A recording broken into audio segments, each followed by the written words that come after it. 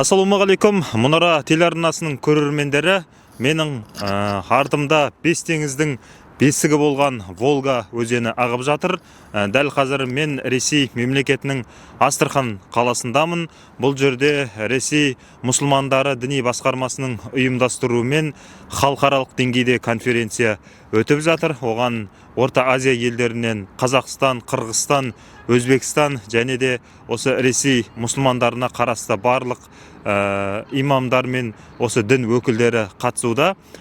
Жалпы бүгінгі іс-шарада отанды қорғау және де басқа діни тақырыптарға қатысты өзекті мәселелер айтылып, осы жиынның қарары қабылдануда. Бұл жиынға арнайы Қазақстан мұсылмандар діни басқармасының өкілі ретінде Атырау облысының бас имамы Болатбек Ұласқанұлы да қатысып баяндамасын жасады. Толығырақ алдағы сюжетте айтатын болам. Ресейдің Астрахан қаласында өткен бұл халықаралық конференция жеңістің 80 жылдығына орай ұйымдастырылған. Алқалы жиынға бірнеше елден келген дін жетекшілері, мүфтият өкілдері және қоғамдық ұйым басшылары қатысты.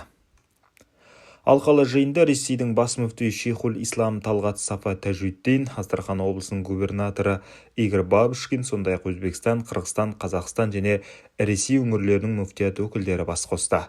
Конференцияда рухани құндылықтарды сақтау, халықаралық діни әріптестік және жастар тәрбиесі мәселелері талқыланды.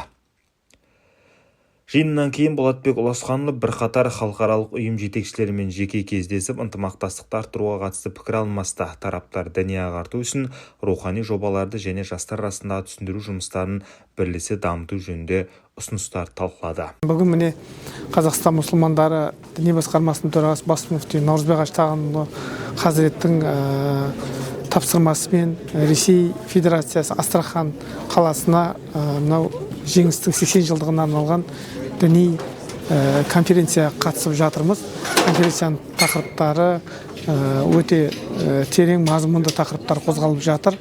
Соның ішінде менің қозғаған тақырыбым осы Қазақстан мұсылмандары діни басқармасының төрағасы бас мүфти Наурызбек Аштағанұлының бастамасымен Ихсан жобасы рухани тәрбие негізінде жалпы адамның ішкі жан дүниесін тәрбиелеу ілімін насихаттаудың және соның келешек ұрпаққа, жалпы жастарға және жалпы қоғамға пайдасы зор екендігін атап өттім.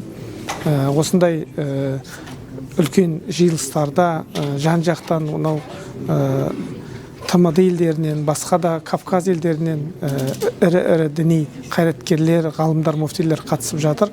Үлкен пікір алмасу бір-бірінен және пайдалы көп дүниелерді алдық деп есептейміз.